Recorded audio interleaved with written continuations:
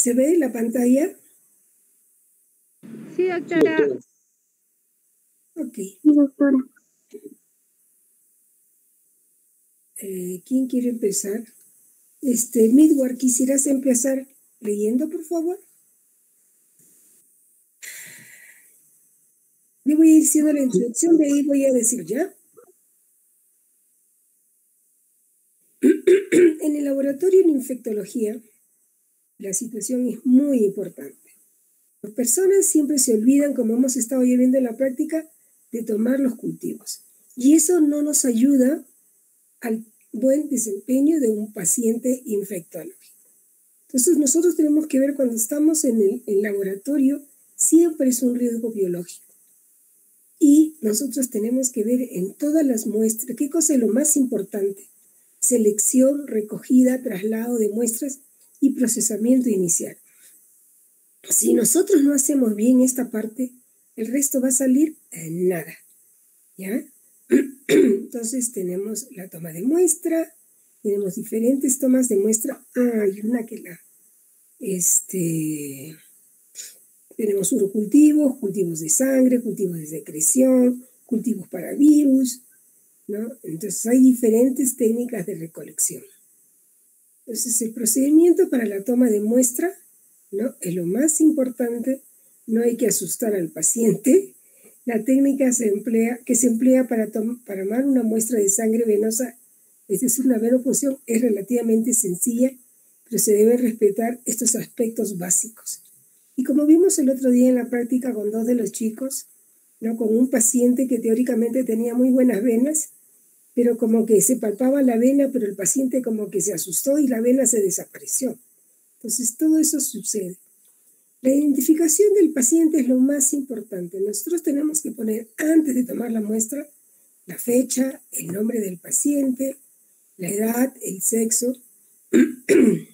Bueno, cuando estamos en un laboratorio, sí, chico, dirección, teléfono, tipo de análisis, número de folio, alergias, sala y número de la cama si está hospitalizado, doctor que solicita el análisis, comentarios y laboratorista y nombre. Esto va en la orden, ¿no? Entonces ahora hay muchas cosas que ya están sistematizadas, entonces eso va mucho más fácil.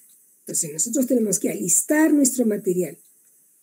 Los guantes, las ligaduras, las torundas, los pads de alcohol, los tubos que vamos a utilizar, los marcadores y las cajas para descartar.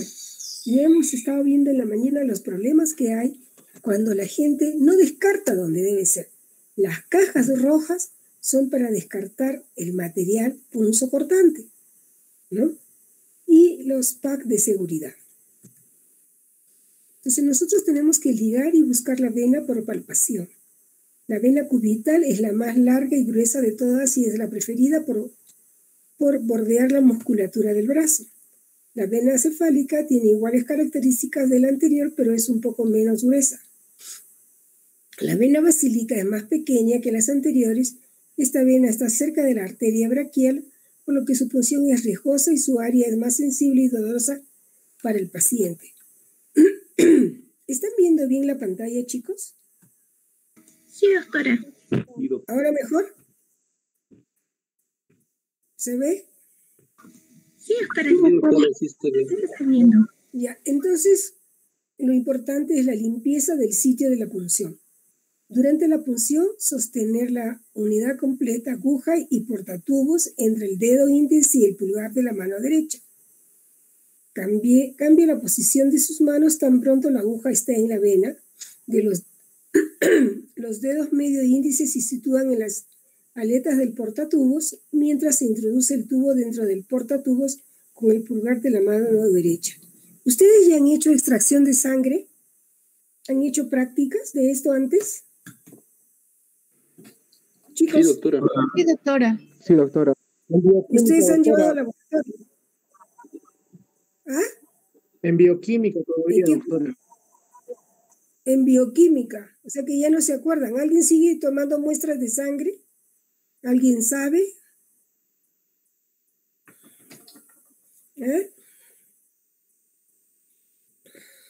Les voy a guardar material, ¿ya? Para que se pinchen entre ustedes. ¿Quieren? Sí, doctora. No, Sí, doctora. no quieren. La sangre es aspirada al vacío y fluye dentro del tubo por sí sola.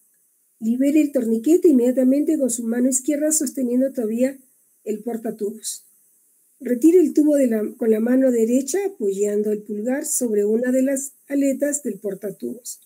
Homogeneiza el tubo muy suavemente invirtiéndolo varias veces para asegurar la mezcla apropiada de la sangre con el anticoagulante. Si han de sacarse múltiples muestras de sangre, inserte un segundo tubo y repita la operación desde el apartado B. O sea, uno toma ya ingresaste, tienes ahí el capuchón, metes un tubo, se llena, lo sacas, lo pones a un ladito, ¿no? Y pones el otro, sin sacar la aguja. Y se van llenando todos los tubos, ¿no? Como han visto seguramente en el laboratorio. Esto parece sencillo, pero cuando uno tiene práctica se vuelve sencillo, pero hay que practicarlo. Problemas durante la extracción venosa, la colocación correcta de la aguja, cambio de posición de la aguja, movimiento hacia adelante que atraviesa la vena, ¿no? Colapso de la vena, formación de un hematoma y irnos a la parte de la sangre arterial. Tipos de técnica de venopunción. Tenemos la mariposa o scalp, ¿no? Tenemos el sistema al vacío y tenemos por jeringa. También, como hacíamos antes, y eso hicimos el otro día con los chicos, es hacer con una aguja directamente. Bueno, es que hemos hecho, para que todos sepan, no tenemos secretitos, hemos hecho una práctica presencial de 2 personas con un paciente de leishmania, porque se presentó la oportunidad. Y después se tiene lo más importante de todo, desechar el material cortopunzante en las cajas rojas respectivas, ¿no? Que siempre se tiene que tener, al preparar, siempre se tiene que tener la caja de descarte apropiada. Muy bien. ¿Quién va a empezar a leer, por favor, que mi garganta no da? A ver, un voluntario. Yo, doctora. ¿Quién es yo? Cristel. Muy bien, Cristel, lee. Ya, bueno, aquí dice, ligue y busque la vena por palpación. La vena cubital. Oye, es la más... ¿En dónde estás tú? Oye, ¿no están viendo? ¿Doctora? No estás en... No es está la diapositiva. ¿No está la interpretación de pruebas de laboratorio? ¿No? No, ahora sí. Ya, pero quiero que esté ahí en grande. ¿Ahí mejor? Sí, doctora. Es que estaba en otra imagen. Por eso. A ver, ¿ahí sigue la otra? ¿Sí? Ahora está en interpretación de pruebas de laboratorio en infectología. Oye, ¿por qué no avanza? Yo ya estoy avanzando otra. Qué loco. Ahora avanzó a otra, ¿sí? Ahora está en normas para la recogida y traslado de muestras repetidas. Ya, eso vamos a hacer. Empiezo acá, Cristian. Ya, doctora. Bueno, interpretación de pruebas de laboratorio en infectología. Es indispensable establecer la importancia de la orientación inicial de las pruebas diagnósticas, dirigiéndolas hacia una sospecha clínica basada en la anamnesis y en la exploración, que fundamentará su interpretación y contextualización posterior. Es necesario interpretar y analizar de forma detallada los resultados obtenidos, tratando de extraer toda la información disponible de las pruebas solicitadas y el LCR que pueden orientar acerca de la etiología y la gravedad de la infección y que pueden determinarse en las primeras horas de la misma. ¿Qué cosa es? Perdón. ¿Qué cosa es LCR? El líquido cefalorraquídeo. Ok, entonces dígalo así. ¿Ya? Está bien. Ya. Sí, por favor, Cristel. El cultivo sigue siendo la técnica de elección para el diagnóstico definitivo de infecciones bacterianas, víricas y fúngicas. Las nuevas técnicas moleculares de amplificación genética son un importante avance para su mayor sensibilidad y rapidez.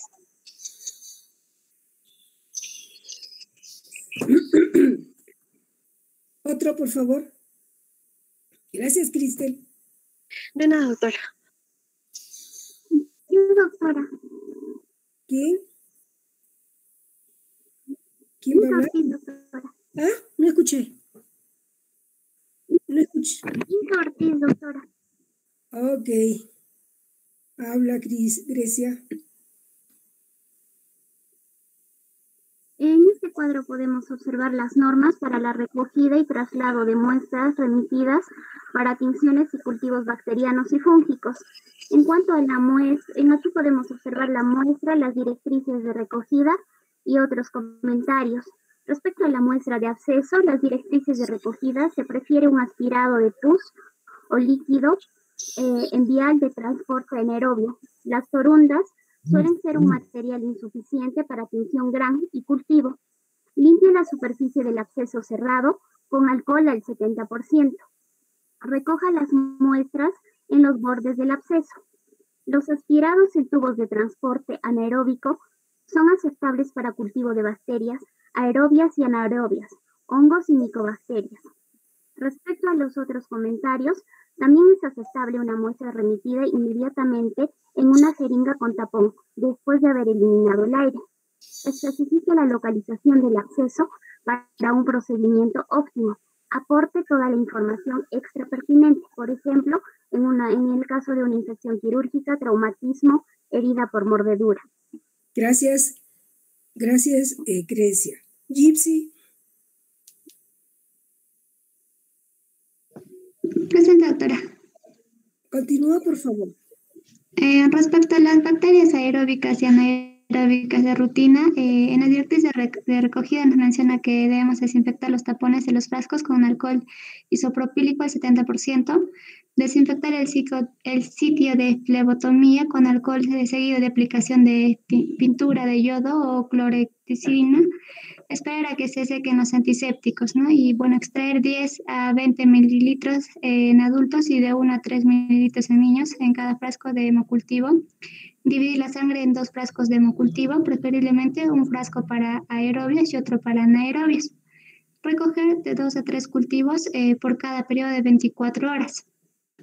En otros comentarios dice que la recuperación óptima de bacterias de pacientes que reciben antibióticos requieren el uso de caldos suplementarios con resinas diseñadas para inactivar antibióticos. Todos los frascos de hemocultivos deben ser remitidos inmediatamente para que comiencen la incubación o el procedimiento. Ok, gracias. Daniel Arenas, Carlos Daniel.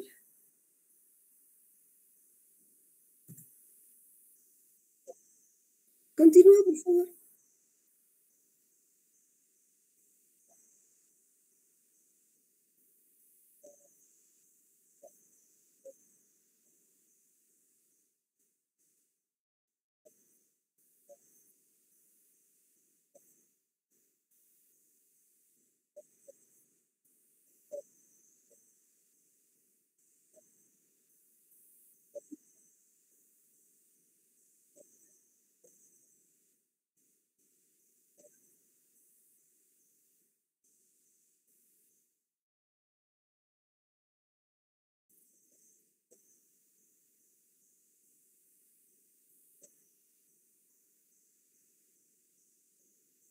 Mililitros.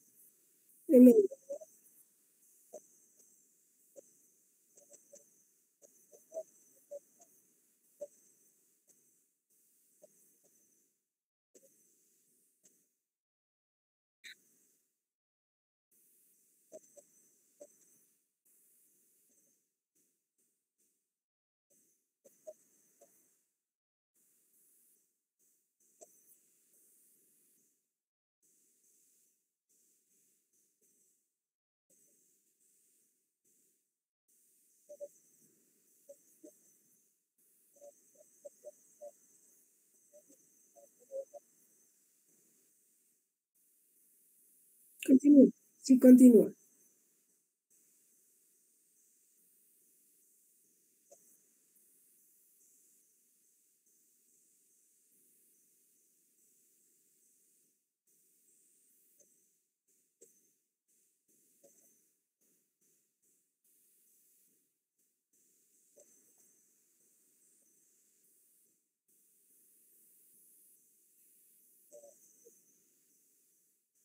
Que se seque.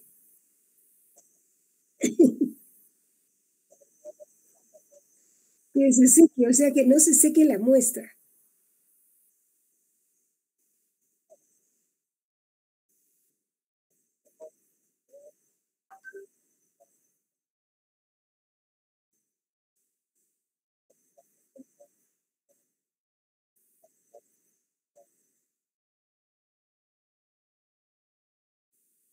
Ok, lo más importante es que los catéteres, que no se cultiva la punta de catéter de la sonda Foley. No se puede cultivar. Lo otro no es muy recomendable, pero si se va a cultivar, se debe de hacer así. Muy bien. A ver, ¿quién más quiere seguir leyendo? Diego, bueno. Sí, presente, doctora. Ya. ¿Puedes continuar, por favor, Diego? Sí, doctora. Normas para la recogida y traslado de muestras remitidas para tinciones y cultivos bacterianos y fúngicos. La muestra de oído, bueno, no hay nada de oído. De oído interno, tenemos, si el tímpano está intacto, limpiar el conducto auditivo con una solución jabonosa o alcohol al 70%. Luego aspirar con jeringas. Si el tímpano está perforado, recoger el drenaje con una torunda sin algodón. Otros comentarios tenemos, si se recoge la muestra por aspiración, inocular los medios en el momento de la recogida o trasladar inmediatamente la jeringa al laboratorio. El drenaje recogido de un tímpano perforado no debe ser cultivado para anaerobios. Para el oído externo, eliminar las directrices de recogida, eliminar los restos de la costra y a continuación raspar firmemente o pasar una torunda por el oído externo. Para el ojo, para la parte de la conjuntiva, las directrices de recogida, haga rodar un torundo prehumidificado sobre la conjuntiva que deben preparar tinciones e inocular los medios en el momento de la recogida. Debe utilizar una espátula estéril para raspar la superficie de la córnea, que deben preparar las tinciones e inoculaciones los medios en el momento de la recogida. Por la cantidad limitada de líquido se puede recoger por aspiración, debe ser trasladada inmediatamente al laboratorio en una jeringa de recogida apropiadamente sellada. Otros comentarios, el número de tinciones preparadas y los medios inoculados debe ser limitado por la pequeña cantidad del material recogido. El número de tinciones preparadas y de los medios inoculados debe ser limitada por la pequeña cantidad del material recogido.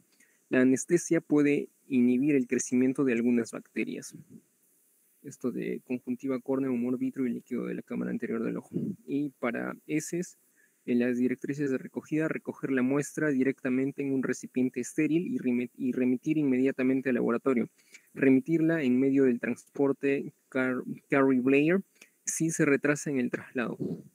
Otros comentarios, no procesar para patógenos bacterianos si el paciente ha estado hospitalizado durante más de 3 días, a menos que esté aprobado por el directorio del laboratorio. Considere Clostridium difficile en caso de los pacientes hospitalizados con diarrea, no está indicado remitir múltiples muestras por día.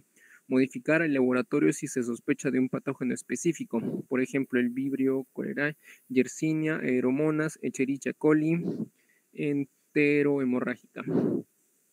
Muchas gracias. Esto es importante porque hay otra cosa que a veces todos suponen. Tienes un paciente hospitalizado y está con diarreas y dice, sí, esto es Clostridium. O sea, tú tienes que tratar de llegar al diagnóstico, chicos. Esto, por favor, pónganselo en su cabeza. No se olviden cuando empiecen a estar en los hospitales que todo se olvida y no toman cultivos y no sabemos qué estamos tratando. Continuamos. ¿Quién quiere seguir? Diego Cáceres, ya que no hay voluntarios. Presente, doctora.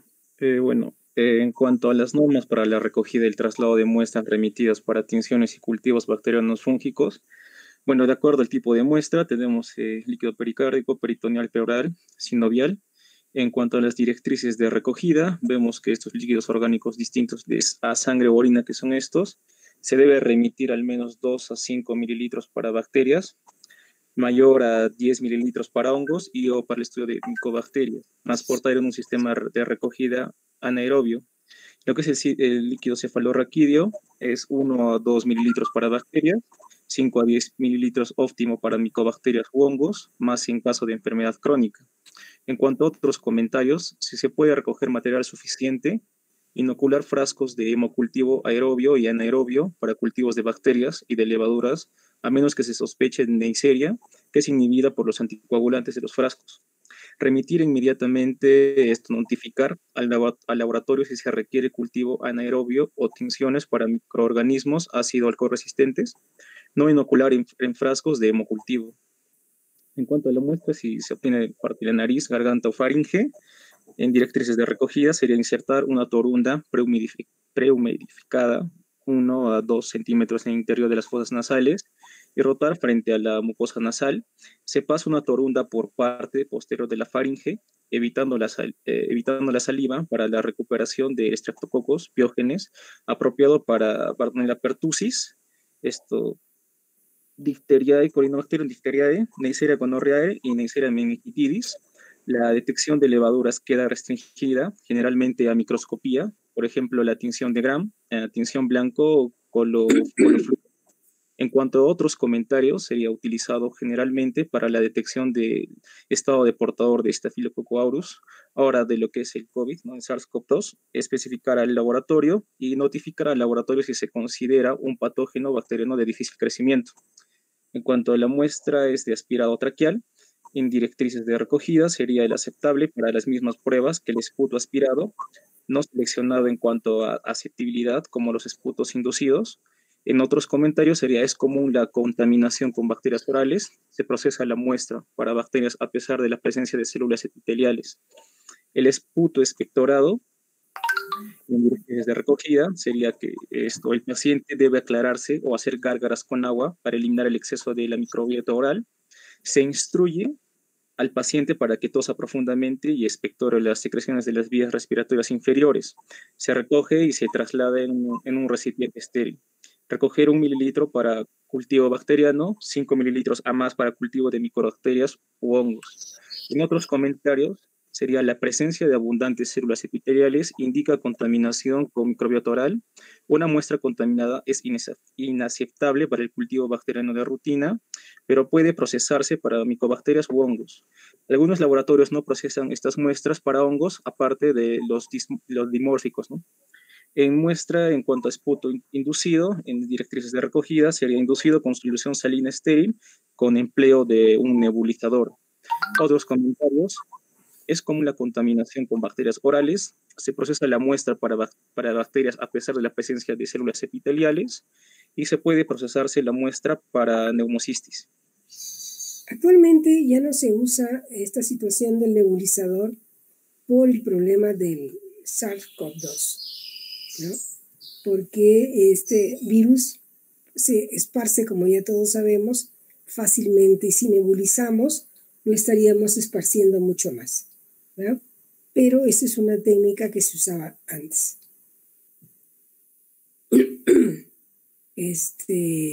A ver, Romario. Sí, doctora. ¿Puedes continuar, por favor? Ya, doctora. Ya, bueno, las reacciones bioquímicas comunes utilizadas para identificar bacterias. Ya, bueno, dentro de la prueba con bacitracina, con un disco de bacitracina, el empleo principal de esta prueba es para la identificación presuntiva del Streptococcus pyogenes, que es sensible a bajas concentraciones de bacitracina. Con la prueba de catalasa, el empleo principal de esta es para las características importantes que diferencian a importantes grupos de cocos gram positivos, como por ejemplo el estafilococo catalasa positivo, el estreptococo y enterococos, que son catalasas negativos. La prueba de la coagulasa. Esta es una prueba coagulasa positiva, es un criterio clave para la identificación del estafilococo aureus. La prueba de hidrólisis del hipurato. Se utiliza la prueba positiva para la identificación presuntiva del streptococcus del grupo B. La hidrólisis de PIR es una prueba rápida para la identificación presuntiva del estreptococo piógenes y enterococos. La prueba de indol. Esta se utiliza como una prueba rápida para la identificación presuntiva de Escherichia coli de muestras de orina. La prueba de oftoquina, el disco de oftoquina. La sensibilidad a la oftoquina es una identificación presuntiva de Streptococcus pneumoniae. La prueba de oxidasa. Esta es una reacción clave para ayudar a diferenciar bacilos gram negativos, como por ejemplo las enterobacterias, el Acinetobacter y las estenotrofomonas, que son oxidasas negativas, la pseudomonas y Burkholderia, que son oxidasas positivas. Y la prueba de solubilidad en bilis. Esta es una prueba rápida para rápida diferenciación del Streptococcus pneumoniae, que van a ser solubles en bilis. Esto los diferencia de otros, para diferenciarlo de otros streptococos. Y la prueba de ureasa, que va a ser una prueba rápida para Proteus mirabilis y Helicobacter pylori. Gracias, Romario. Diana. Aquí, doctora. Categorización por el laboratorio de hongos seleccionados clínicamente significativos y o aislados comúnmente. Vamos a ver las levaduras y los hongos. Dentro de las levaduras están la Cándida, Cryptococcus, Blastochisomyces, Malassezia, Saccharomyces, Rhodotorula y Trichosporum. Dentro de los hongos vamos a ver tres grupos, que es el de matiáceos, septados hialinos y los aceptados hialinos. En los dermatiáceos vamos a ver a la alternaria, bipolaris, Cladofialofora, Curbularia, Exophiala, Exerogilum. En los dermatofitos vamos a ver al Epidermophytum, Microsporum y Trichophytum. Ahora, dentro de los septados hialinos vamos a ver los dismórficos, que van a estar los Blastomyces dermatidis, especies de coccidioides, Histoplasma capsulatum, los Paracoccidioides brasiliensis y el Penicillium mamefei, y los Sporotrix stensky. Entre otros vamos a ver Aspergillus, Fusarium, Paecilomyces, Penicillium, Pseudosporum, Apiospermum y el Pseudosporium prolificans.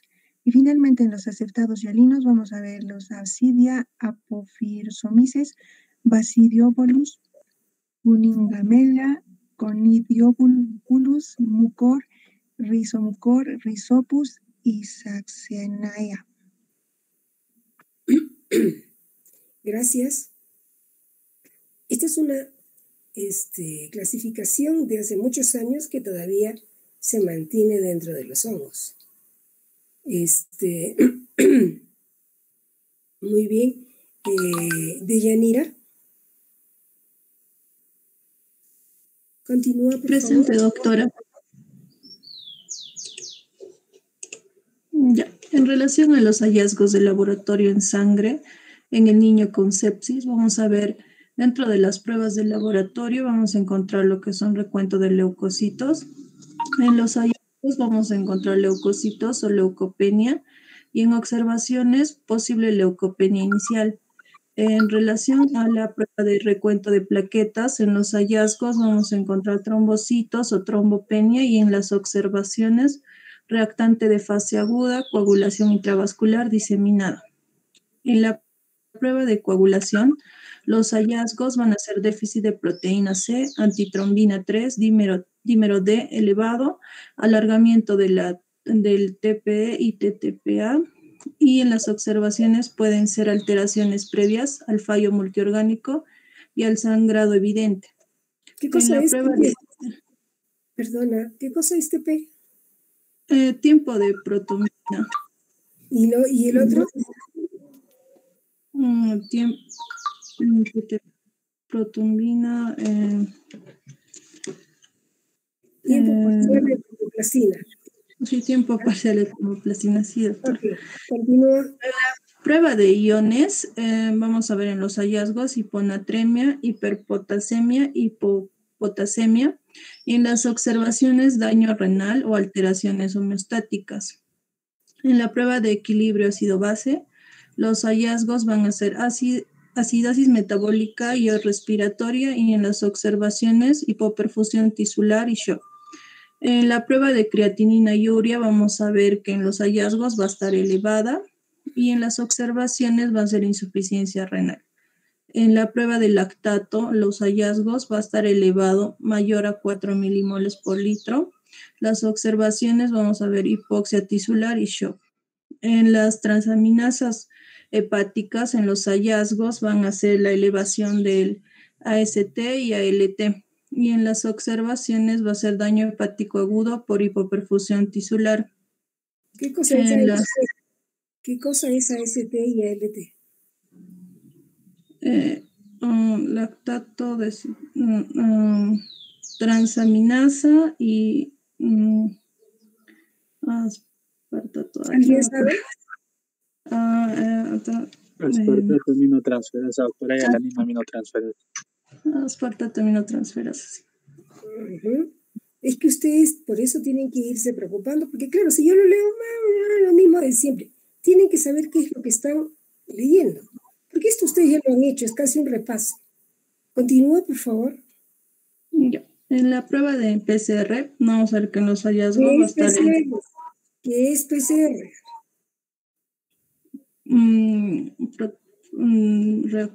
Proteína reactante. Proteína C reactiva. Reactante de reactivación. En los hallazgos va a estar elevada y en las observaciones va a estar reactante. Y en la procalcitonina, en los hallazgos va a estar elevada y en las observaciones específica en CIRS de origen infeccioso. Aparte que estaba acá abajo, mira. Sí. Es que uno tiene que leer en conjunto. Listo. Síndrome de respuesta inflamatoria sistémica. Qué bien, los voy a hacer Vamos a ver a quién le toca, a ver si están atentos. Jacqueline Escobedo, continúa, por favor. Ya, pero el hemograma vamos a tener que alrededor del 40% de los niños con cifra total de leucocitos mayor de 25.000 microlitros presenta una infección bacteriana grave. La interpretación del hemograma en enfermedades infecciosas es complicada debido a su baja sensibilidad y especificidad como prueba aislada, pero puede ser de gran utilidad en combinación con otras pruebas y valoración en cuanto a la situación clínica de la sospecha diagnóstica. La serie roja. En algunas enfermedades infecciosas se observan alteraciones en las cifras de hemoglobina, bien por alteración de la producción hematopoyética producida en determinadas infecciones o por la destrucción periférica de materias. La anemia puede ser propia de algunas infecciones vitales específicas, como la anemia aplásica producida en infecciones por parvovirus, o de otras infecciones como leishmanias. En cuanto a las plaquetas, son consideradas un restante en fase aguda, ya que su cifra se eleva en determinadas infecciones. Es frecuente encontrar trombopenia en algunas infecciones bacterianas graves y sepsis, en el contexto de coagulación intravascular diseminada, infecciones parasitarias agudas o subagudas, como la leishmaniasis o la malaria. Puede tener relevancia clínica en forma de púrpura o hemorragias. En cuanto a la serie blanca, se debe interpretar de forma cualitativa y cuantitativa. La cifra total de leucocitos puede utilizarse como predictor de una infección bacteriana grave.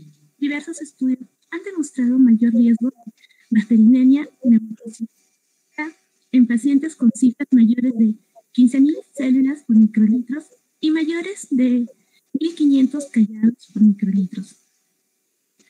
Pero tras la introducción de las vacunas conjugadas, estos puntos de corte presentan menor sensibilidad y especificidad para el diagnóstico de desconfianza.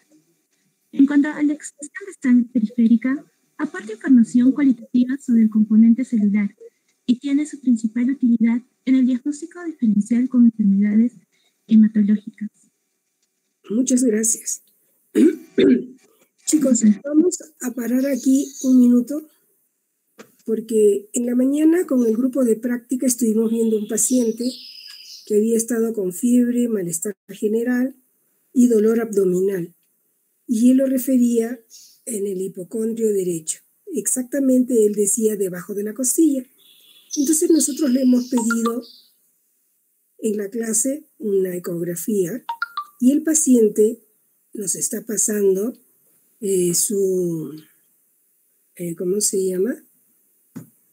El resultado de la ecografía, ¿no? Entonces, como está esperando nuestra respuesta, vamos a parar un ratito para poderle proporcionar a él. Tengo que, a ver un ratito,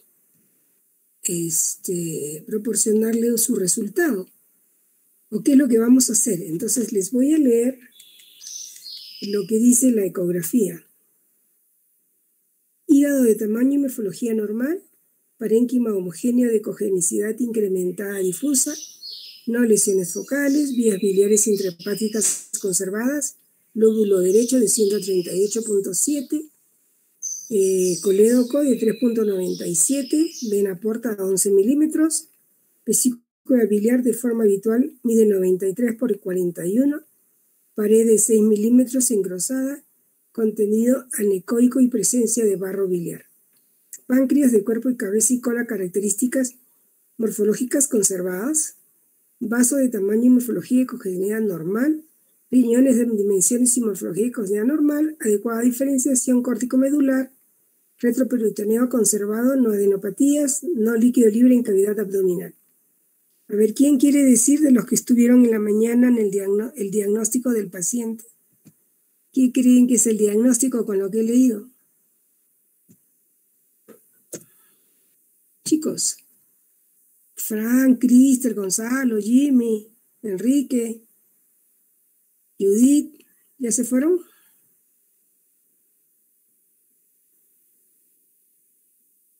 Chicos, qué horror. ¿Por qué no contestan? Doctora, estamos acá. Están ahí. Ya, ¿qué cosa creen que es? Bueno, no vamos a discutir. Estamos en otra clase. El resultado son signos ecográficos de colecistitis alitiásica, barro biliar y restos de órganos evaluados de morfología conservada, ¿no? Entonces, por supuesto que el paciente fue al ecografista que él quiso. ¿Qué le vamos a dar a una colecistitis aguda alitiásica? Porque ha tenido fiebre. A ver, chicos, cualquiera de ustedes, de los 50 que son, ¿qué le damos? ¿Le decimos, ay, gracias por enviarme tu resultado? ¿O qué le vamos a decir a este joven que está preocupado y que le ha dolorido? Doctora, primero debería estar en ayunos y en cuanto al antibiótico, ¿se le podría dar doctora? Estaba en ayunas, Jimmy, el paciente estaba en ayunas. Sí, le dijimos que esté en ayunos, ¿no? Para que se tome la ecografía. Exactamente. Piperacilina, doctora, ¿se le podría dar? Y amoxicilina. ¿Piperacilina por qué? ¿Por qué nos vamos a ir con piperacilina? ¿Qué deberíamos de hacer? ¿Qué es lo primero que deberíamos hacer con este paciente? Doctora, lo primero que podría hacer sería estabilizarlo hemodinámicamente, ponerle fluidos tal vez. El paciente está estable, no vomita, está comiendo, cuando come le duele un poquito más, ha ido a trabajar, ¿no? Entonces está para darle fluidos, no está vomitando. Podría ser en todo caso metamizol más amoxicilina, dice por aquí.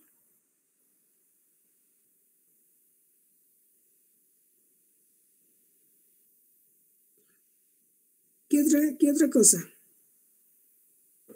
Doctora, podría ser antibióticos y también colocar un tubo de drenaje en la vesícula. Un tubo de drenaje, di, ¿por qué le vas a poner ¿a dónde le vas a poner un tubo de drenaje? El paciente ya hemos escuchado que está en consulta externa. Tuvo 3 días de fiebre y ya no tuvo más. ¿Es una colangitis? Es una colecistitis. Es solo una inflamación que probablemente es por un gran negativo. El paciente está estable. No necesitamos usar un medicamento parenteral, ¿no? Porque el paciente está tolerando. Entonces, dentro de todos estos medicamentos, ¿qué medicamentos? Si bien dijo Jimmy, piperacilina, está bien, Daxobactam, pero no estamos con un paciente, ustedes vieron el hemograma en la mañana, no tiene leucocitosis, si bien tiene una inflamación, no está este paciente en un estado de gravedad. Tiene leucocitos normales, ¿no? Su perfil hepático estaba normal, creo que sí con él. Y, sí, claro, él nos trajo los resultados. La creatinina estaba normal, entonces el paciente no está vomitando y lo podríamos tener ambulatoriamente, ¿no? ¿Por qué? Porque el paciente no está descompensado todavía.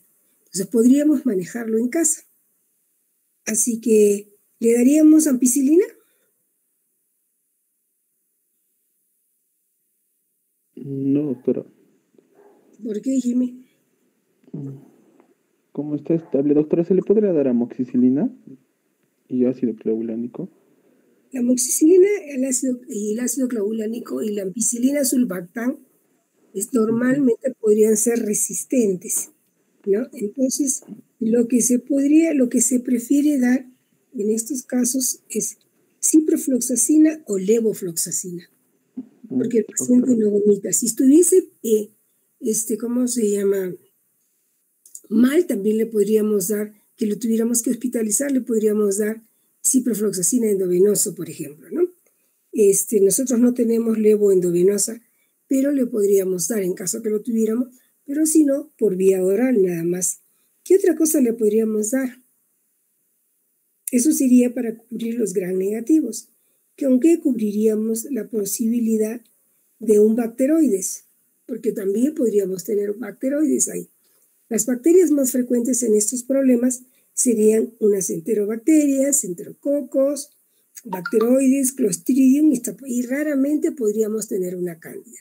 Entonces, lo más lógico, en este caso, dado que el paciente está estable, le vamos a dar. Mira que ayer en la emergencia, en la ida de la emergencia, le han dado amoxicilina clavulánico.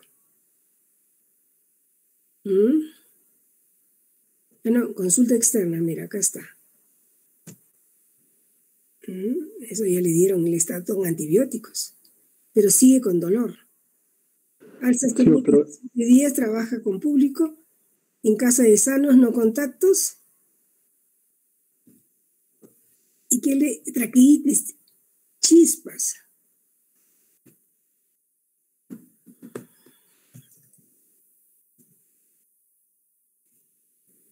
¿Ven la pantalla? No. No está viendo la pantalla, ¿no?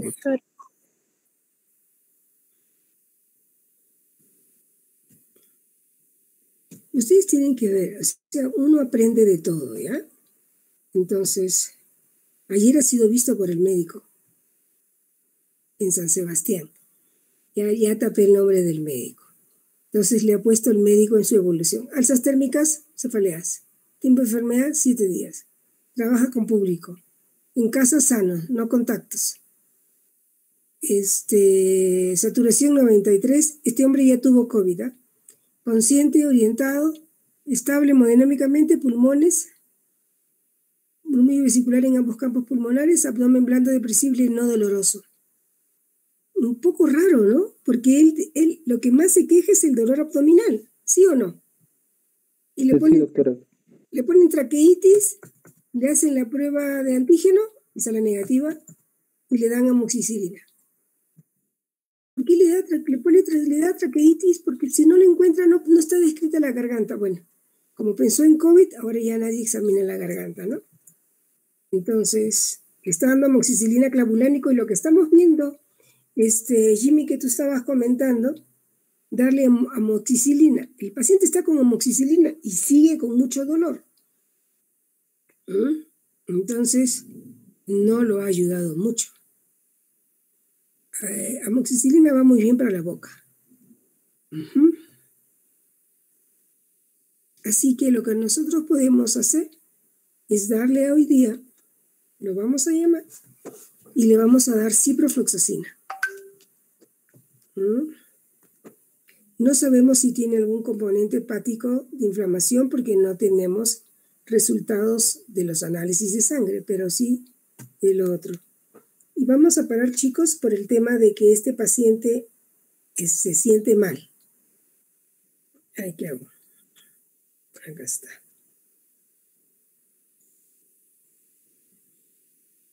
Siempre mantén la distancia.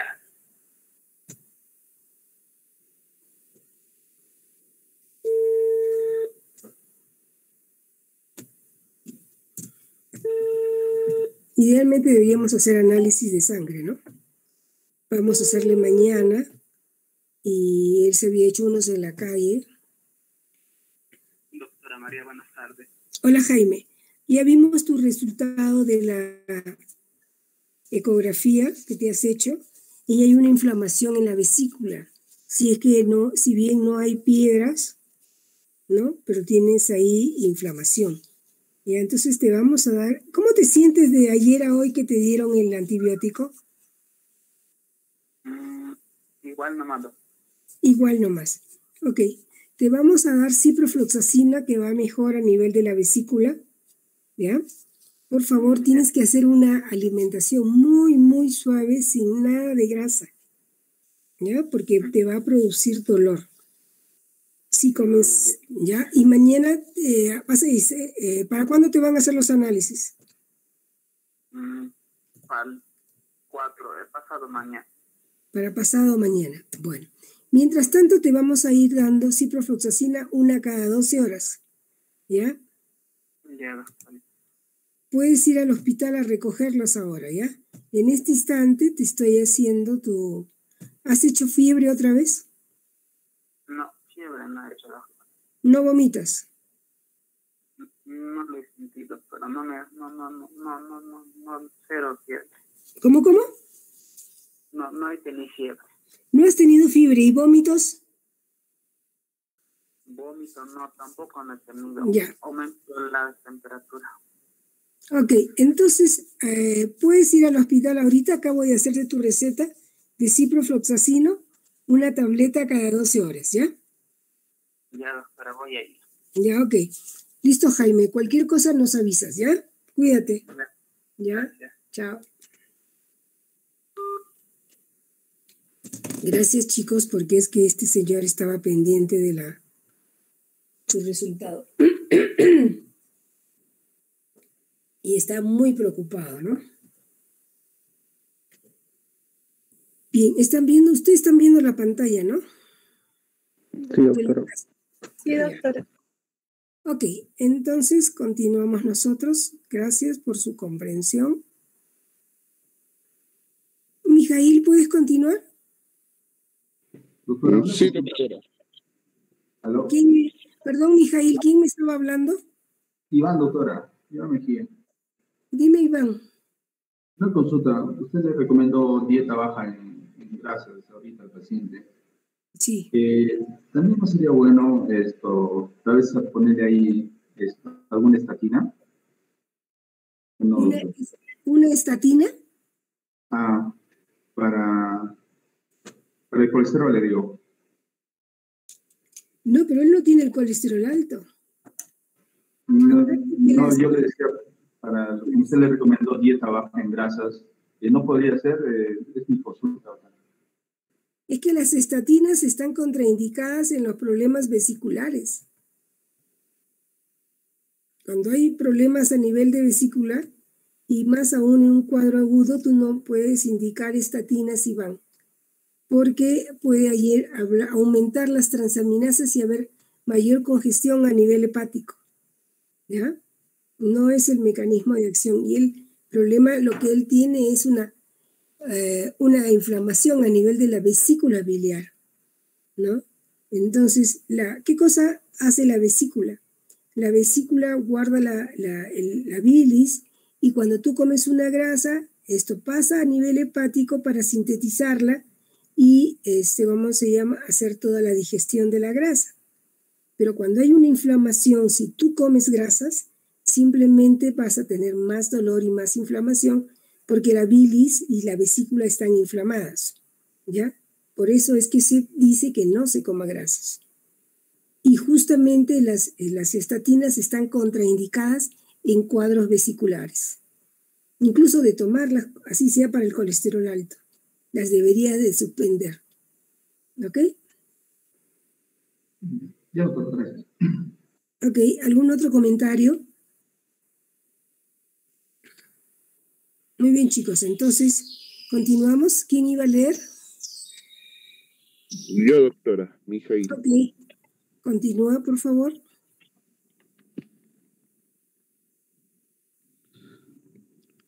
Doctora, se sigue viendo la historia. ¿Qué cosa están viendo? Ah, la historia. Ay, perdona.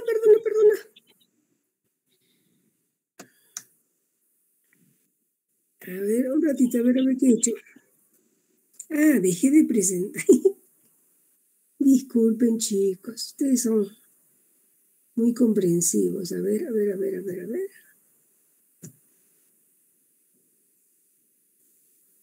Ya no está, ¿no es cierto? Ya no, doctora. No, doctora. Ya. Ok, ahí, ahora. ¿Ahora ya está? Sí, doctora. Ok, continúa, por favor, Mijail. Ya, doctora. Los reactantes de fase aguda. Mediante este término se engloba a las proteínas de fase aguda y a la velocidad de sedimentación globular determinados en sangre. Se denomina proteínas de fase aguda aquellas que aumentan o disminuyen un 25% durante la infección en respuesta al efecto de las citoquinas sobre los hepatocitos. La proteína C reactiva. Se trata de una proteína sintetizada en el hígado en respuesta a diversas citoquinas liberadas durante los procesos inflamatorios, especialmente de la interleucina 6 y interleucina 1 beta. Su liberación induce a su vez a la activación del complemento, la apoptosis celular y la amplificación de la señal inflamatoria. Se eleva a las 12 y 14 horas de la agresión y tiene un pico aproximado de 24 a 48 horas de su inicio. La procalcitonina.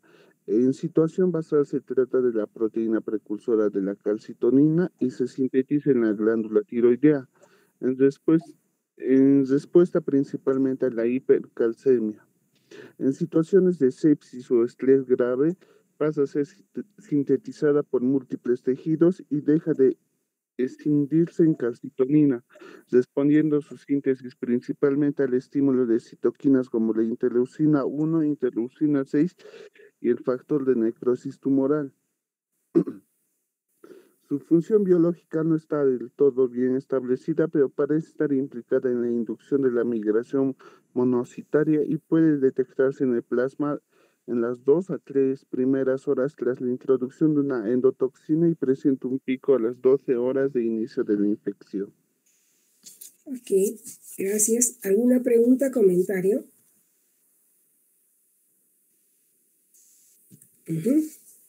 Muy bien. A ver. Herrera. Magali. Sí, presente, doctora. En cuanto al examen de orina, aquí vemos una tabla donde muestra, ¿no?, la sensibilidad y la especificidad de los datos del análisis de la orina en el diagnóstico de la infección urinaria. Vamos a tener la prueba, por ejemplo, de la esterasa leucocitaria, que va a tener una sensibilidad del 83% en un rango de 67 a 94%. Tiene una especificidad de 78% con un rango del 64 a 92%. En cuanto a la prueba de nitritos, vamos a ver que la sensibilidad va a ser del 53%, con un rango del 15 al 82%, y la especificidad es del 98%, con un rango del 90 al 100%. Dentro de la prueba leucocitaria o de nitritos, vamos a tener que la sensibilidad es de un 93%, con un rango del 90 a 100%. Y la especificidad es de 72%, con un rango de 58 a 91%. Bueno, dentro de la prueba de los sedimentos, en este caso de los leucocitos, va a tener una sensibilidad del 73% y, y su rango es del 32 al 100%. La especificidad es del 81% y su rango es del 45 al 98%. Dentro de la prueba del sedimento en cuanto a bacterias, vamos a ver que la sensibilidad es del 81% y su rango es del 16 al 99%. Y su especificidad es del 83% con un rango del 11 al 100%. Y vamos a ver que la última prueba leucocitaria o nitritos o leucocitos o bacterias presenta una sensibilidad del 99.8% y un rango del 99 al 100%, y su especificidad es del 70% con un rango de 60 al 92%. ¿Qué es lo que has entendido de esto? Vamos a ver que, dentro del examen de orina, según todas las pruebas que se han presentado aquí, la que va a presentar mayor sensibilidad, una mayor sensibilidad podría ser, ¿no?, la prueba leucocitaria o los nitritos o leucocitos en cuanto a bacterias, y dentro de todas las pruebas que vemos aquí, presenta una mayor especificidad la de los nitritos. Entonces se podría decir que las pruebas son muy... ¿Son qué? Se podría decir que estas dos pruebas son muy sensibles y muy específicas en cuanto a un examen de orina. ¿Pero para darnos qué cosa? Un diagnóstico. ¿De qué? De una infección urinaria. Claro, ahí está escrito. Tienen que leer y comprender. Ahí está en el título. Estas son la sensibilidad y especificidad para el diagnóstico de infección urinaria, ¿no? Entonces, ustedes solamente con la tira reactiva, porque esto estamos hablando de la tira reactiva, ¿no? Porque la esterasa leucocitaria, la van a ver ahí, es bastante sensible para decir que esta es una infección urinaria. Mucho más allá en hombres que en mujeres. ¿Por qué creerían? ¿Quién me puede contestar eso? ¿Por qué esto sería más sensible en hombres que en mujeres? ¿Qué dices, Joseph? A ver, ¿qué dicen los hombres? Doctora, ¿por qué es más sensible en hombres que en mujeres? Sí. ¿Será por la...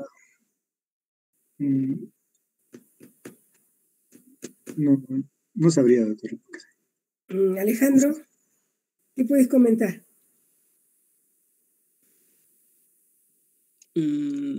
Igual, doctora, no estoy segura por qué sería más sensible en hombres. ¿Alguien puede comentar algo? Por la medida, doctora, en cuanto a la uretra de los varones y de las mujeres. ¿Quién está hablando? Doris, doctora. Doris, ¿por qué la medida? A ver, ¿cómo? A ver, explícate cómo es este tema. Es que las mujeres,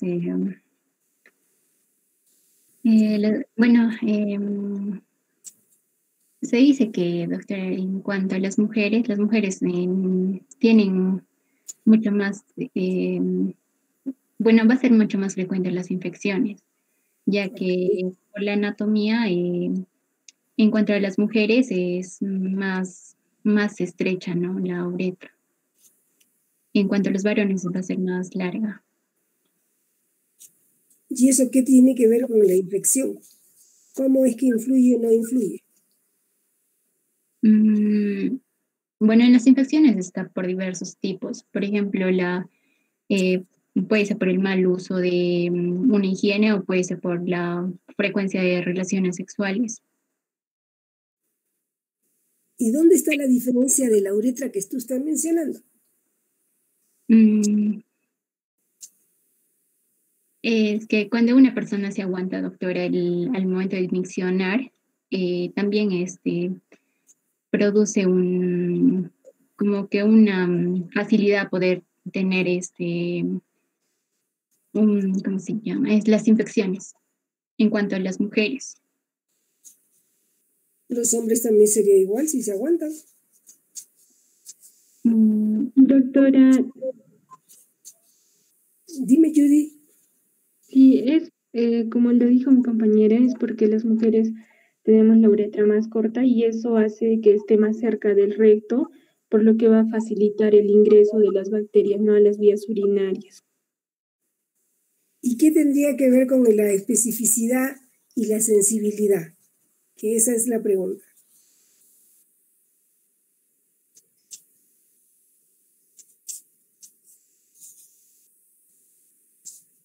Porque en los hombres no se contamina, pues.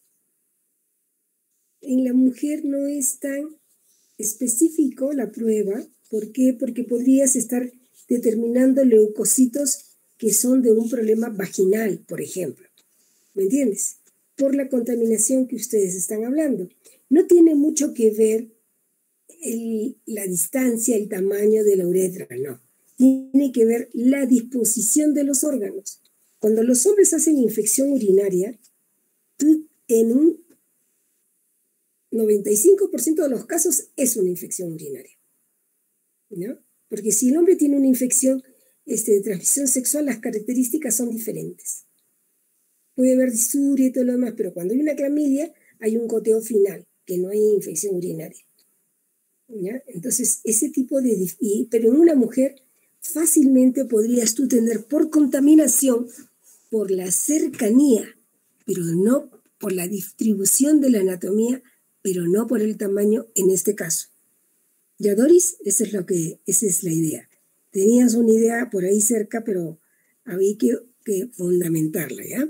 Entonces, la idea es de que en la mujer, cuando nosotros no tomamos una buena muestra de orina y no hacemos, ¿cómo se llama? Y está con descensos, podríamos nosotros contaminar la orina, ¿no? Hay un arrastre y tendré una sensibilidad porque estamos mirando leucocitos. Y entonces eso nos daría positividad sin ser verdaderamente una infección urinaria. ¿Ok? ¿Se entendió esa partecita? Sí, doctora. Sí, doctora. Okay. Y entonces en los hombres cuando hay infección urinaria, es infección urinaria. Hay un problema renal que ya uno tiene que estudiar inmediatamente. En las mujeres tenemos, pues, por lo que ustedes ya han comentado, las relaciones sexuales, la mala higiene, que pueden darnos infecciones urinarias. Pero en los hombres, así tengan mala higiene, la infección urinaria es infección urinaria. ¿Por qué? Porque no tienen contaminación, ¿no? Entonces tienen un mayor, en ese aspecto, beneficio de acuerdo a la anatomía. Ok, muy bien. Nos vamos al líquido cefalorraquídeo. Muy bien, a ver, ¿a quién quiere hablar? Como nadie quiere hablar, Iván. Antes estabas comentando, entonces Iván ya comentó algo. Carol. Presente, doctora.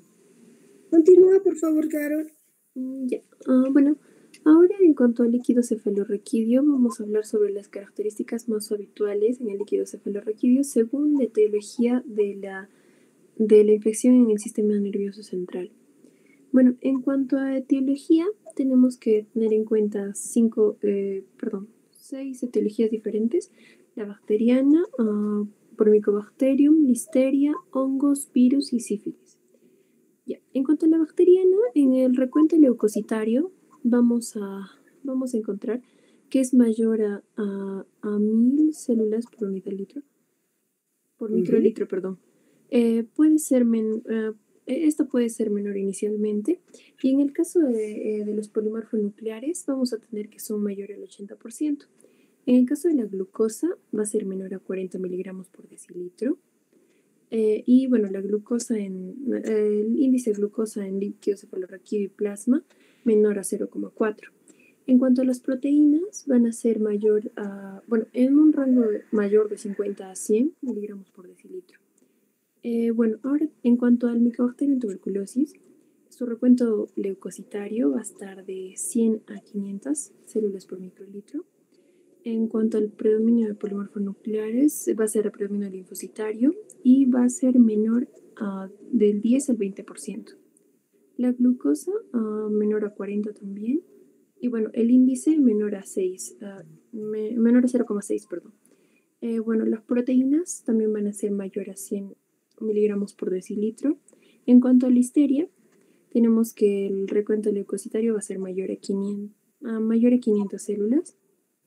Y los polimorfonucleares, también el porcentaje en linfocitario es de 30%.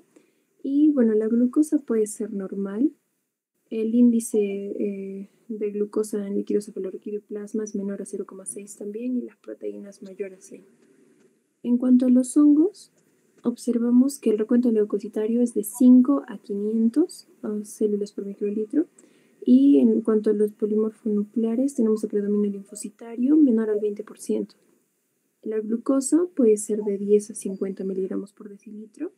El índice es menor al 0,6 también, no varía. Y en cuanto a las proteínas, mayor a 100, tampoco varía. En cuanto a los virus, el recuento leucocitario es igual que los hongos, de 5 a 500.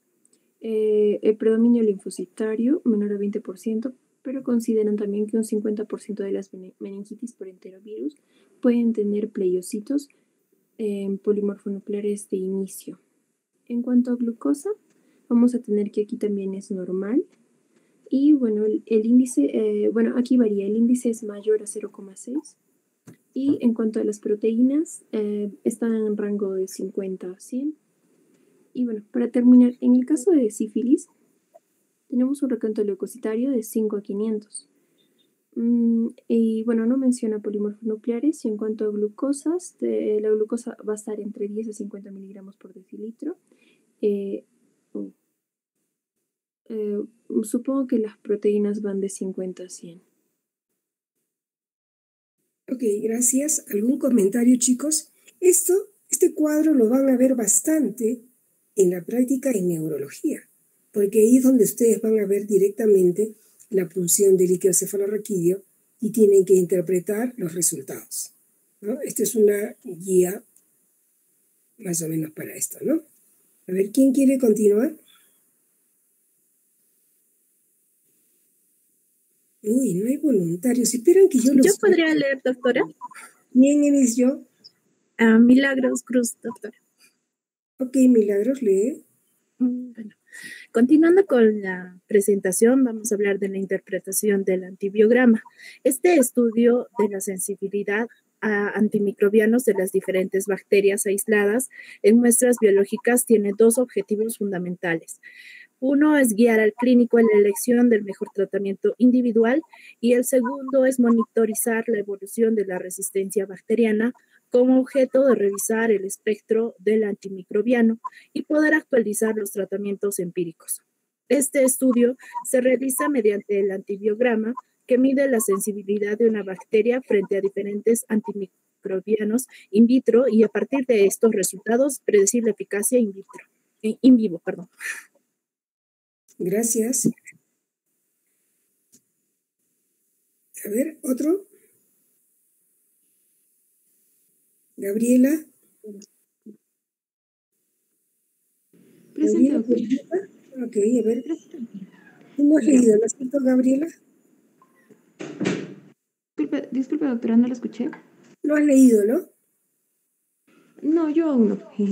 Ok, continúa, por favor. Ya, doctora. Los métodos fenotípicos antibiogramas son los más utilizados. Consiste en enfrentar un inóculo bacteriano estandarizando a una... ¿Te has saltado una parte, creo? Sí, perdón, doctora, es que estoy desde mi celular porque mi internet está un poquito mal. Disculpe. El estudio de la sensibilidad in vitro de las bacterias a los antimicrobianos se realiza mediante métodos fenotípicos, técnicas de disolución y de difusión, bioquímicos y genéticos. ¿Continúo? Sí, por favor. Ya. Los métodos fenotípicos antibiogramas son los más utilizados. Consiste en enfrentar un inóculo bacteriano estandarizado a una única o a diferentes concentraciones de antibiótico. La interpretación de los resultados obtenidos permite clasificar a los microorganismos en categorías clínicas, sensibles, intermedios o resistentes. Hay que tener en cuenta que no siempre un valor de CMI más bajo indica mayor actividad de este antimicrobiano, ya que las CMI que definen la sensibilidad o resistencia son diferentes para cada especie bacteriana y cada antimicrobiano. Doctora, CMI no estoy muy segura, creo que es el centímetro del antibiograma. Concentración mínima inhibitoria. Está bien, doctora, muchas gracias. Vuelvo a repetir, por favor. La última parte, toda la última parte. Sí, por favor. Ya, doctora.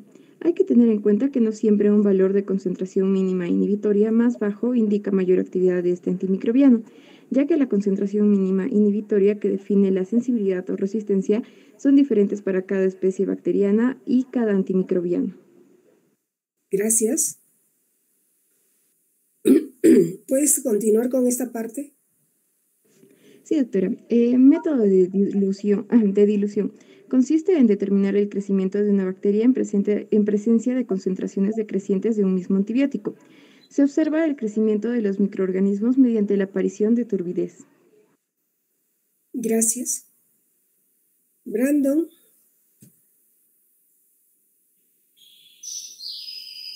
Mendivir.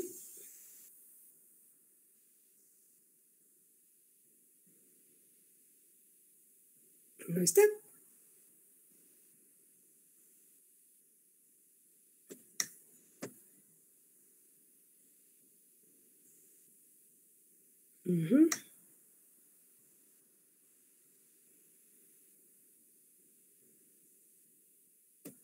Michelle Rojas, ¿podrías leer, por favor? Sí, doctora. Técnicas de estudio de sensibilidad a los antimicrobianos. Si un microorganismo es sensible, indica que con las dosis habituales se espera una evolución favorable de la infección, siempre que se alcancen los valores adecuados en el lugar de la infección, lo que en ocasiones no es posible, por ejemplo, en el sistema nervioso central. Por el contrario, si el microorganismo es intermedio o resistente, es probable que la evolución sea desfavorable. La interpretación de la sensibilidad predice mejor el fracaso cuando es resistente que el éxito de un tratamiento. Ok, gracias.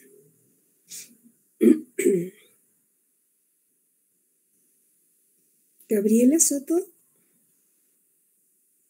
Sí, doctora. Bueno, continuando con las técnicas de estudio de sensibilidad a los antimicrobianos. Las técnicas de difusión emplean discos de papel impregnados con una solución estandarizada de antibiótico, que se disponen sobre la superficie de un medio sólido previamente inoculado en su superficie con una suspensión bacteriana. Tras un periodo de incubación de 18 horas, el diámetro del halo formado está en relación con el grado de sensibilidad del microorganismo. La carga del disco está ajustada para que los halos de inhibición permitan diferenciar los microorganismos sensibles de los resistentes y puede establecerse una correlación de los valores de concentración mínima inhibitoria. A los pequeños se relacionan con valores altos de concentración mínima inhibitoria resistentes y a los grandes con concentración mínima inhibitoria bajas sensibles. Gracias. ¿Podrías continuar acá? Sí, doctor. Selección de un método de susceptibilidad antimicrobiana. Dilución. De 0.25 a 0.5 antimicrobiana. 1, 2, 4 y 8 microgramos por mililitro. Medio de cultivo más incubación. Difusión, discos, cuantitativo, concentración inhibitoria mínima, cualitativos, S, SI y R. Doctora, creo que S se refiere a, a sensible, R resistente y SI no sabría qué es. Intermedio. Ah, Ya, entonces, lo que quiere decir que este halo de acá, este que es más grande, es más sensible, este que está mediano resistente, y estos que no tienen, intermedios, y estos que no tienen halo, es el resistente. Así es como se interpreta esta placa. ¿Ya?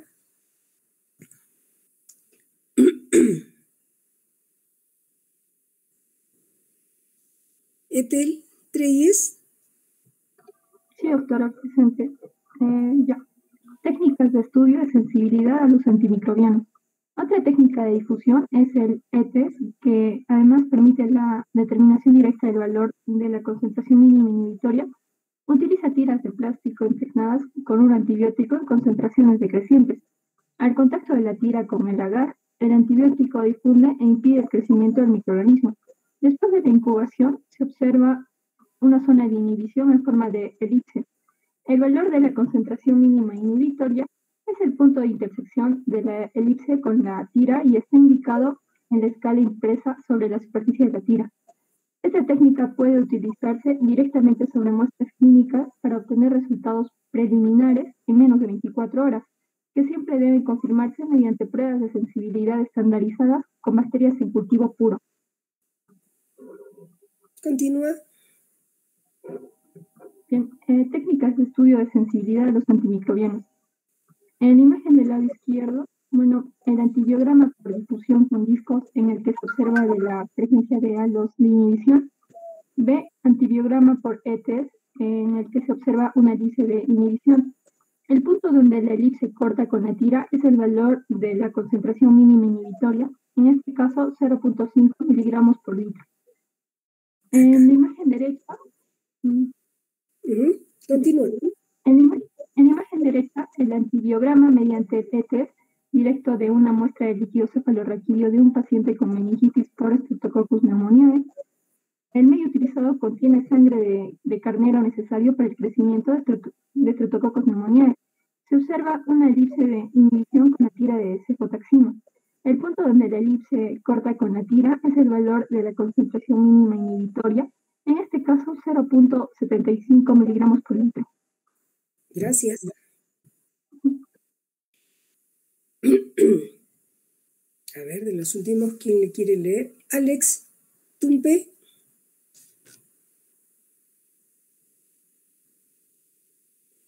Alex, no está.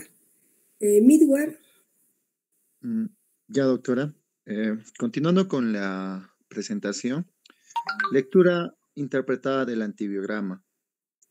El análisis de los resultados de sensibilidad es un aspecto esencial para una adecuada información del antibiograma y tiene una gran trascendencia clínica. La lectura interpretada del antibiograma analiza los fenotipos de sensibilidad y permite deducir posibles mecanismos de resistencia. Este proceso permite inferir la sensibilidad de antibióticos no estudiados en el antibiograma y la corrección, en su caso, de falsas sensibilidades observadas in vitro, como ocurre en el caso del antibiograma de una enterobacteria con una BLE, en el que no siempre aparecen como resistentes todas las cefalosporinas, si bien en la práctica debe evitarse su uso. Favorece la adecuación del tratamiento, el control de las políticas de antimicrobianos, la detección de nuevos mecanismos de resistencia y el conocimiento de su epidemiología. Continúa, por favor. Aló, continúa.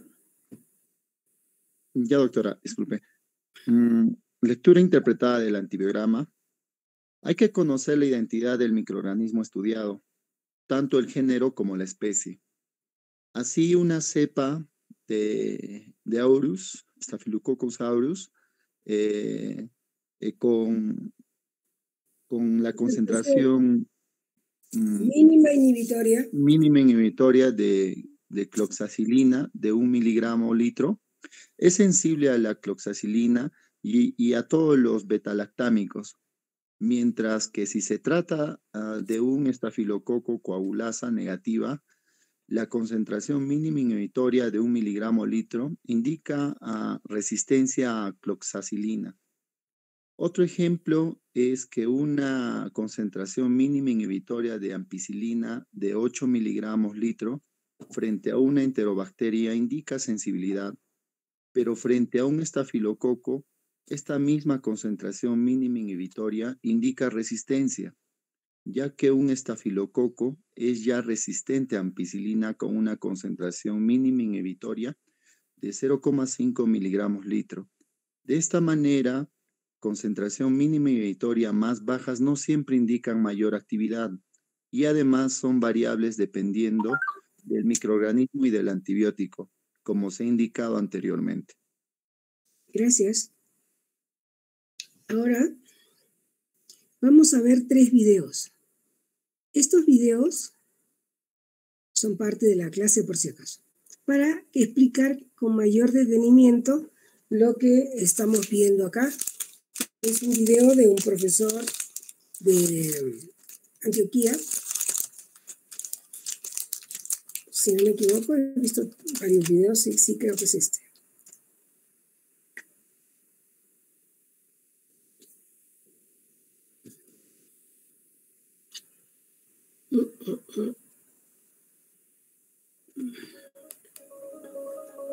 ¿Se escucha bien?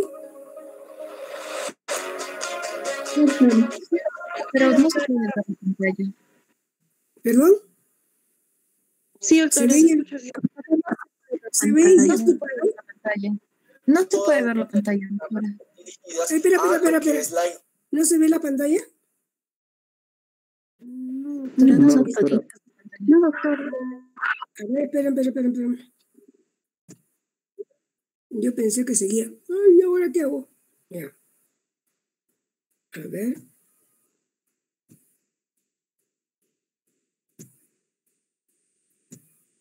¿Ahora la ven? ¿Ven la pantalla ahora? Sí, doctora, sí Ahora se sí ve. se puede ver.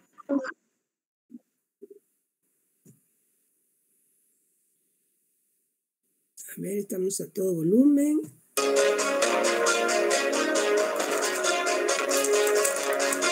El día de hoy vamos a empezar con toda una serie de charlas dirigidas a lo que es la interpretación adecuada del antibiograma, una herramienta muy importante que todos utilizamos a diario en la práctica clínica y que es importante que aprendamos a elaborar de manera adecuada. El día de hoy vamos a empezar con todas estas bases clínicas que nos van a permitir hacer una adecuada interpretación de esta herramienta tan importante.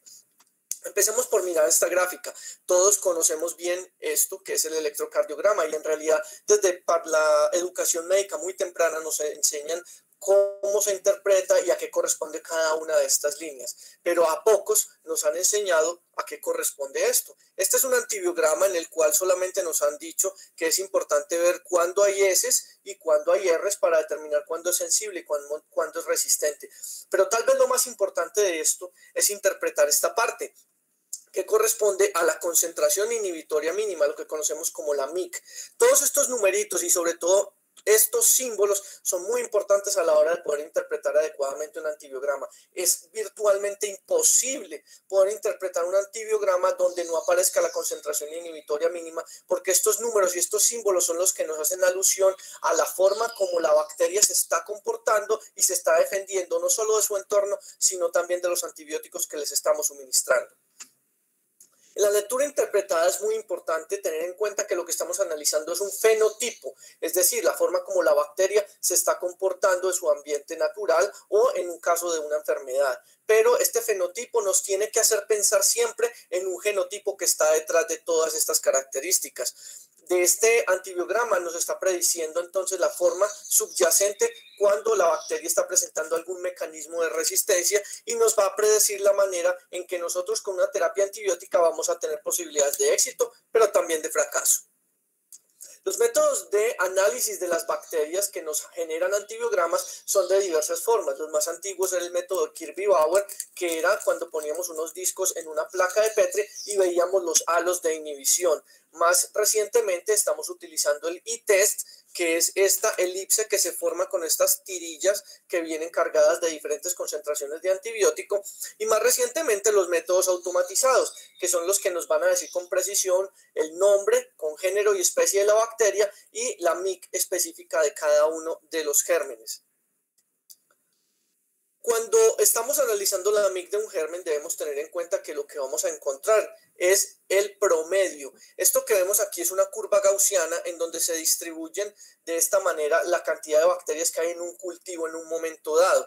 De manera que en la parte más externa vamos a tener algunas bacterias que ya son resistentes y en esta parte algunas que ya son incluso más sensibles. Pero en general la MIC nos refleja es el promedio de una población bacteriana.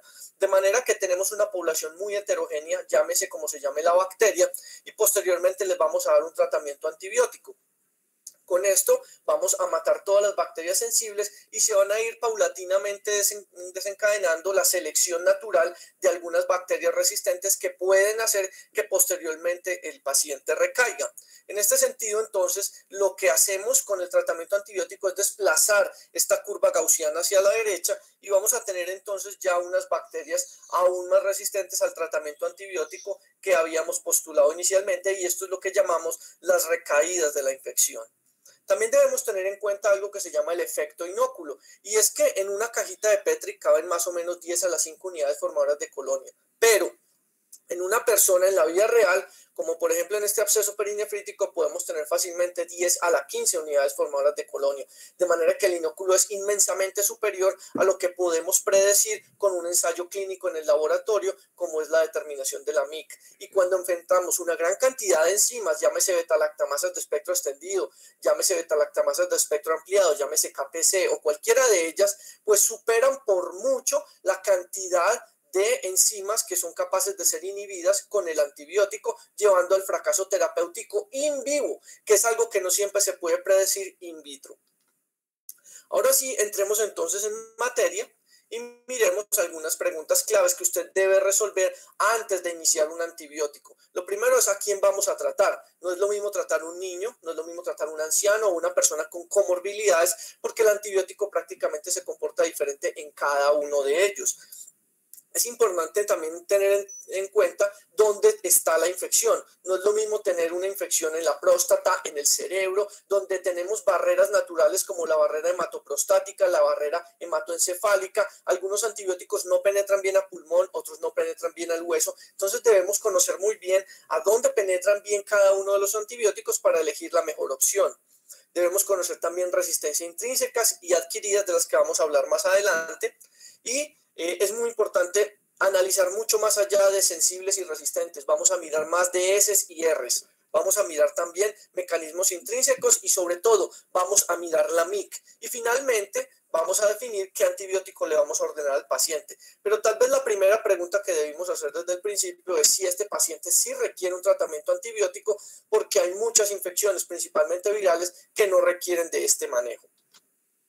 Hablando entonces de resistencia natural o intrínseca, veamos aquí algunos ejemplos. Todas las Klebsielas, independientes de su especie, son intrínsecamente resistentes in vivo, más no in vitro, a la ampicilina. Por eso nunca vamos a tratarlas con este antibiótico. Otro ejemplo es cuando tenemos un estafilococo aureus meticilino resistente, como este es resistente a todos los antibióticos betalactámicos excepto a la ceftarolina. Hay otras resistencias que se pueden generar durante el tratamiento. Aquí vemos, por ejemplo, la resistencia a eritromicina, que puede predecir la resistencia a clindamicina, o las bacterias que conocemos como productoras de AMC, que son intrínsecamente resistentes a la mayoría de los antibióticos beta-lactámicos. Hay unos antibióticos indicadores, que es lo primero que a usted le debe llamar la atención cuando mira un antibiograma. En el caso, por ejemplo, de Staphylococcus aureus, usted lo primero que mira es oxacilina. Cuando usted tiene una Klebsiella, una E. coli, lo primero que mira es ceftazidima. Y cuando tiene un enterococo, como le señalo aquí, lo primero que usted mira es ampicilina.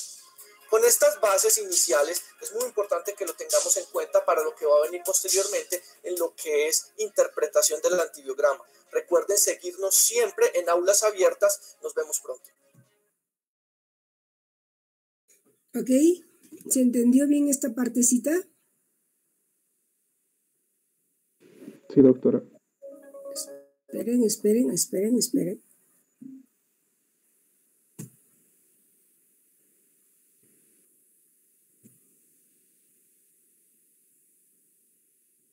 ¿Se ve el otro o no se ve? Sí se ve, doctora. ¿Se ve este video que va a empezar? ¿Sí, no? Sí, doctora. ¿Qué está sucediendo aquí a nivel molecular? Espera.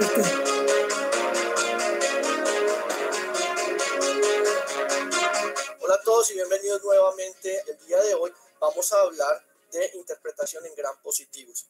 Vamos a empezar entonces hablando de Staphylococcus aureus porque es el más común. En Staphylococcus aureus, como les decía previamente, lo más importante es mirar su antibiótico indicador y este es oxacilina, para que nos defina si estamos hablando de un estafilococo meticilino sensible o de un meticilino resistente. Ahora les presento a su nuevo mejor amigo, el menor o igual, porque esto es lo que usted tiene que mirar siempre cuando va a interpretar un antibiograma. Necesita saber si su antibiótico es menor o igual. No necesita saber si es sensible o resistente. Necesita saber que si es menor o igual, significa que ese antibiótico tiene plena actividad frente a ese germen en un escenario clínico en particular. Miremos algunos ejemplos. Este es un Staphylococcus aureus meticilino sensible y vemos cómo la mayoría de los antibióticos tienen el menor o igual. Pero llegamos aquí a oxacilina, que es su antibiótico indicador, y encontramos que es un número entero, que es un igual, pero que igualmente aparece sensible. ¿Qué está sucediendo aquí a nivel molecular? Resulta que aquí tenemos la molécula del betalactámico que tiene que atravesar toda esta maraña de peptidoglicano para llegar a su sitio de acción, que es la proteína ligadora de penicilina. Pero aquí se va a encontrar con esta enzima que se llama BLAZ, la cual no es que inhabilite completamente al betalactámico, pero sí disminuye su afinidad con el receptor y también logra hasta cierta parte inhabilitar el antibiótico para ejercer su acción.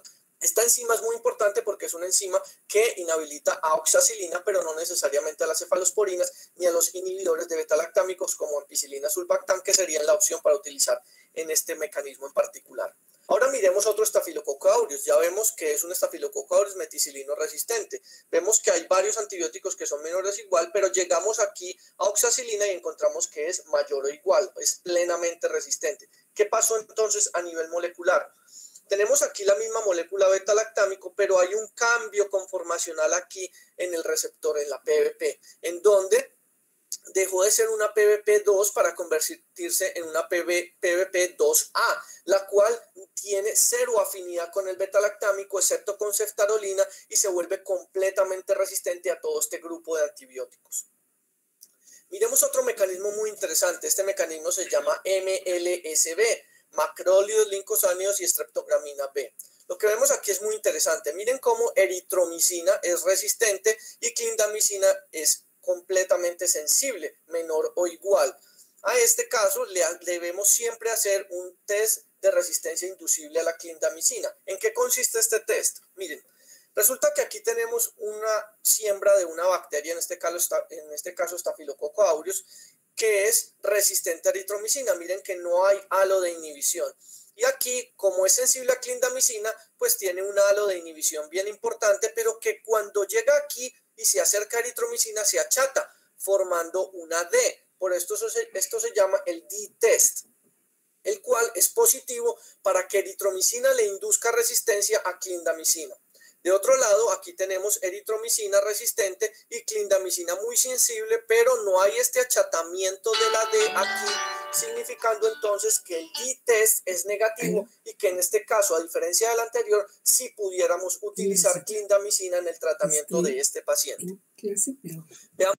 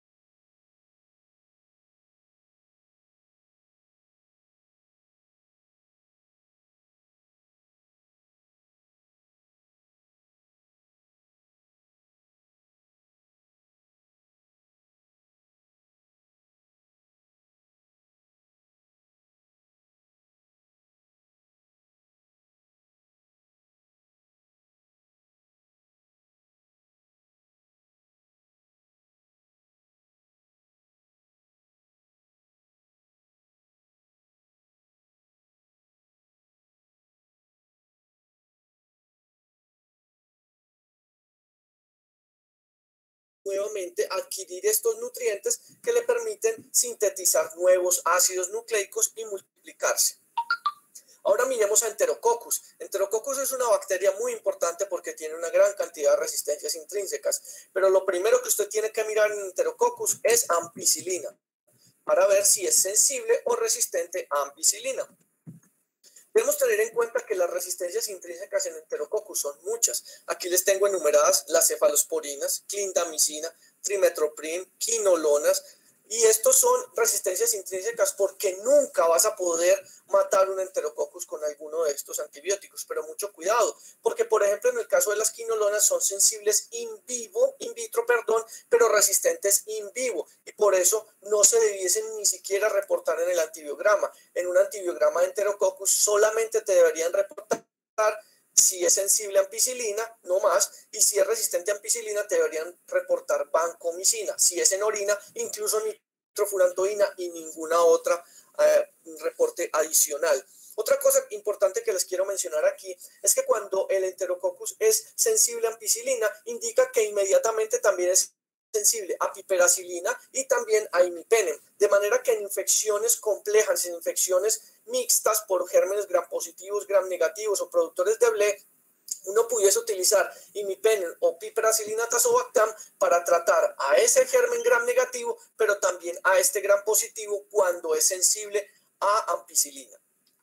Finalmente les quería mostrar este antibiograma de Enterococcus donde vemos lo que les mencionaba, y es que muchas veces reportan la sensibilidad a ciprofloxacina cuando esta no debiese ser reportada, al menos en Enterococcus, porque puede llevar a errores en el tratamiento al ver que es sensible in vitro pero que es claramente resistente in vivo. Finalmente los quiero entonces invitar a que descarguen esta aplicación, se llama Aptibiograma, y es una aplicación que hemos desarrollado en la Fundación Antioqueña de Infectología para ayudar en la interpretación del antibiograma en diferentes escenarios clínicos. Nos vemos pronto con un nuevo video acerca de la interpretación. A ver, chicos, ¿qué les ha parecido? ¿Han entendido? ¿Se entiende? ¿No se entiende? Sí se entiende, doctora. Se escuchó, creo que hay una parte que sin darme cuenta no se escuchaba. Ya, vamos a ver el tercer video que es sobre la parte de gram negativos. Estos videos todo esto ya está colgado en el aula virtual para que ustedes lo vayan viendo. Me dicen si se ve y si se escucha, por favor. ¿Se ve? Sí se ve, sí se escucha, doctora. Gracias.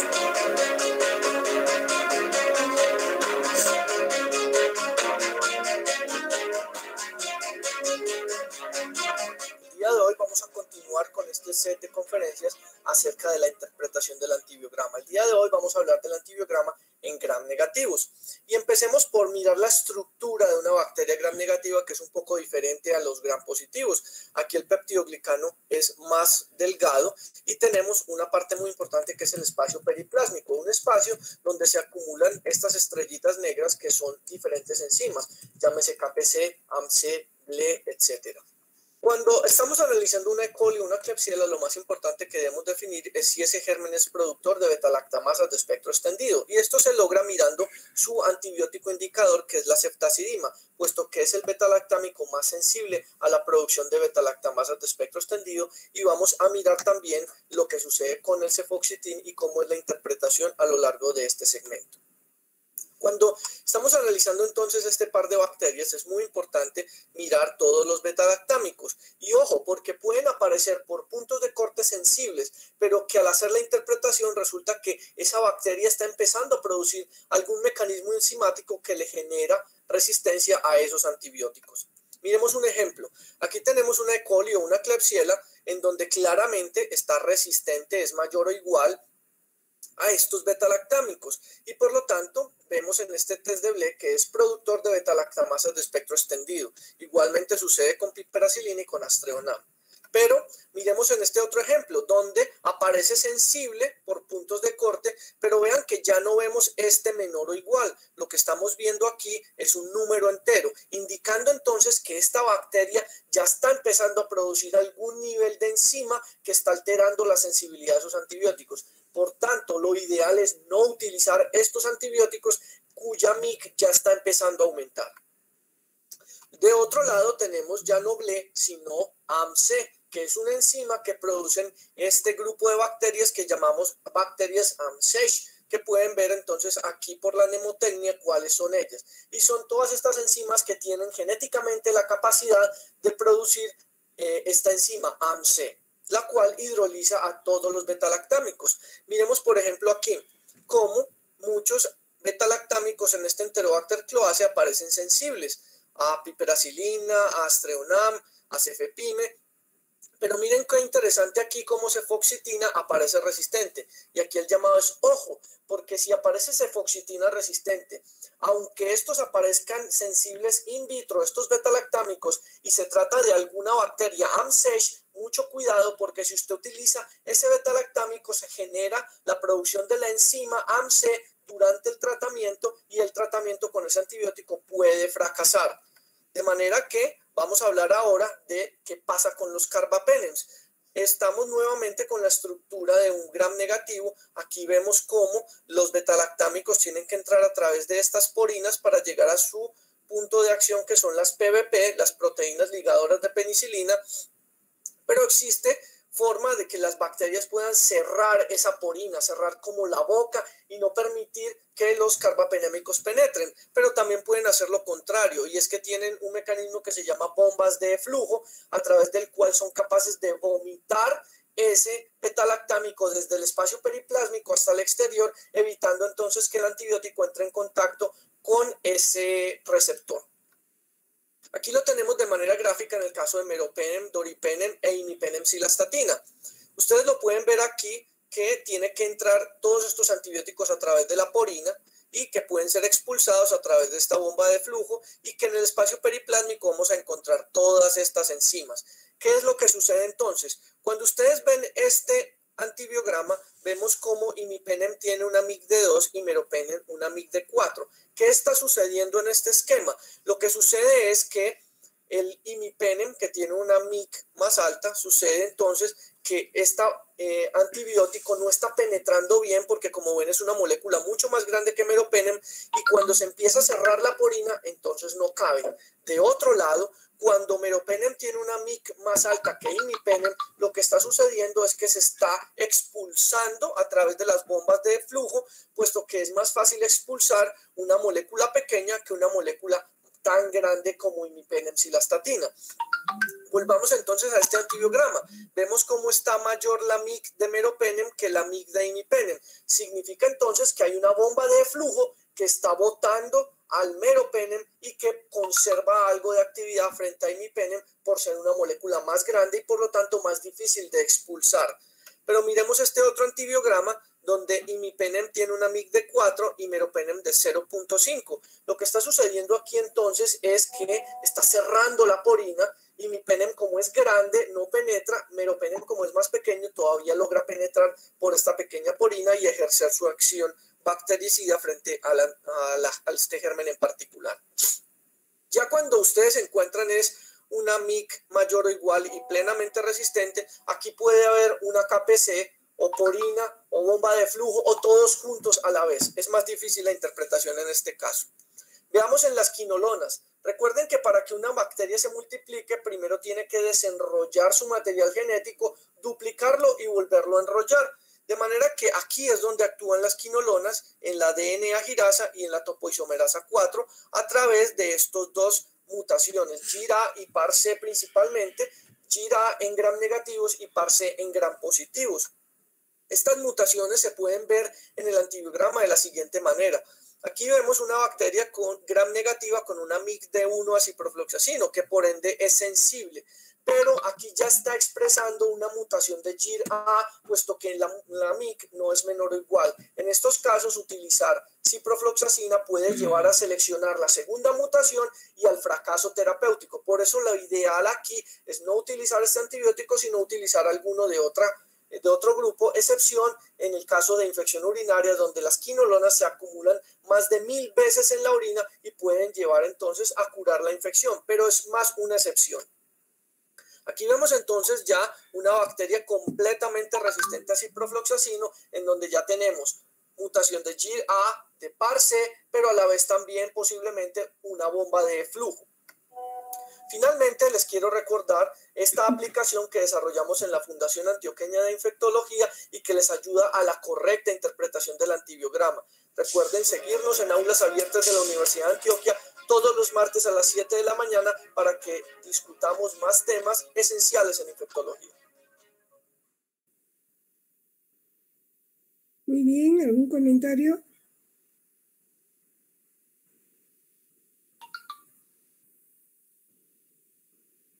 ¿Te ha gustado el video por lo menos? Pensaría uno que siento. Ahí viene gases arteriales, así que ya lo vamos a cerrar.